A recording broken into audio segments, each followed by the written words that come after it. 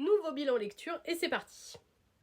On commence chez Pika avec le 5e tome de Windbreaker. J'aime énormément ce titre. Il a une vibe un peu Tokyo Revenger. Ce tome était transitif et nous permet de passer d'un combat à un nouvel arc de combat en nous introduisant certains personnages vraiment captivants et nous a permis de découvrir un peu mieux notre protagoniste que j'adore. Je le trouve super drôle.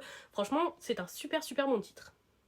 Chez Kana ensuite, j'ai lu le 7e tome de The Kingdom of Wind. Plus je lis ce titre, plus je l'adore. Ça commence à prendre une dimension politique absolument captivante. J'ai trop hâte de voir ce qui va se passer pour Adonis.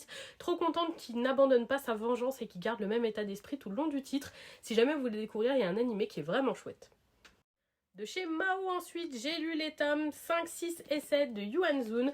Un peu déçue par les tomes 5 et 6 qui étaient sans surprise et qui se sont passés de manière très classique. Le 7e tome nous amorce un nouvel arc qui est plutôt prometteur, donc à voir.